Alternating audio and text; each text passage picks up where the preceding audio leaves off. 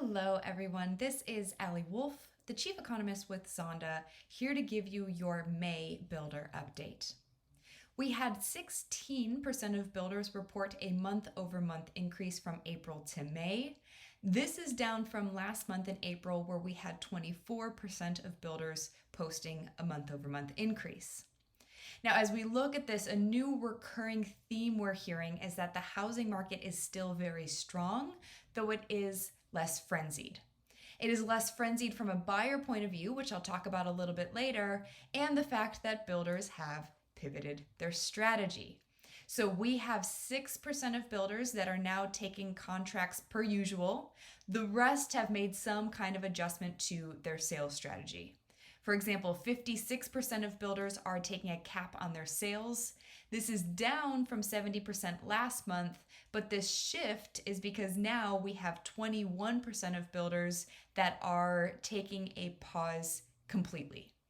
And I think one of the ways my coworkers described this was the best is that you'll have some builders that are going to hit 4, 5, 6 sales per month per community. You're going to have other builders that are hitting none. And that none may be because they've gapped out or because they're intentionally taking a pause. But either way, it gets very, very confusing trying to make sense of today's market with so many moving parts. What we have is 95% of builders that raised prices month over month with that continued shift to the right. We now have 57% of builders that saying their price increase is $10,000 or more. They're doing this in part to continue to cover their costs. We'll talk a little bit later about how the supply chain does continue to be a pretty big issue. And in fact, we now have 35% of builders saying a shift is occurring where they're going to build more spec homes versus doing dirt sales because they want to get a handle on their costs before they do end up pricing the home and putting it out on the market. Now, this is where I want to take a pause because last month I had come on and said, hey, just an FYI, builders are starting to get nervous about how much prices have gone up.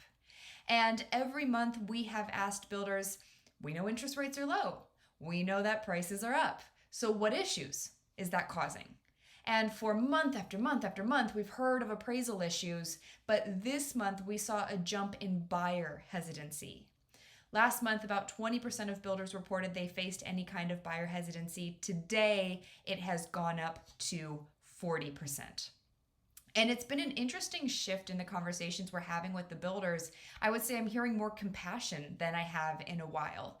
And that compassion comes down to this idea that prices have gone up so much. For the most part, the consumer has had to take that on.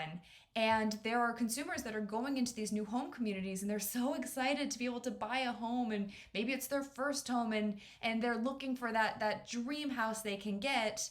And because costs have gone up so much, maybe they can't put as much money into the home from the design center. They still want to lock in the rate, but there is a little bit of give and take. And on the consumer side, we're starting to hear of more compromises given.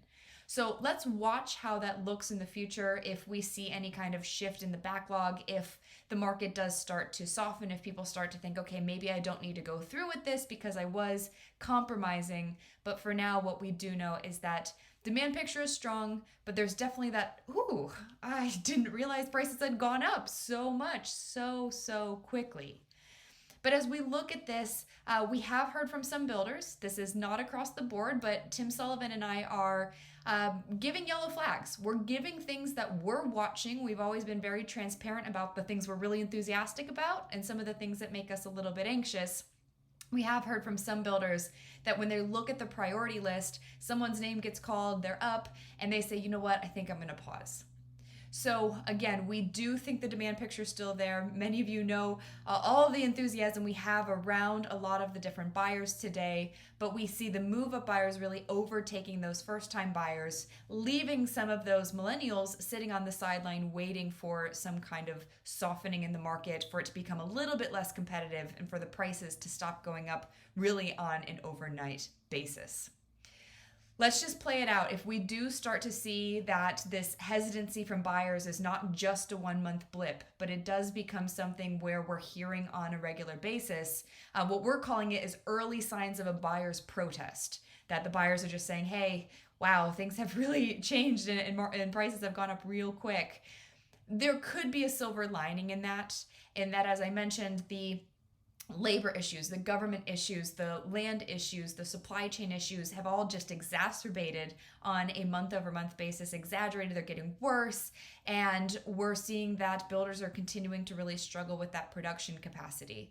So again, we talked about how last month the builders were saying they're starting to see some hesitancy, or they're starting to see some fear from themselves about how much prices have gone up. That is still high on our list of the top concerns from the builders, led by building material costs and availability. Then we're looking at what are the concerns with pricing and affordability, and what are the concerns on the land side. So that's it for now. Remember to tune in to our COVID webinar. We just had our most recent one. We'll be back in June to go through that, and I'll give you an update on the jobs report when it comes.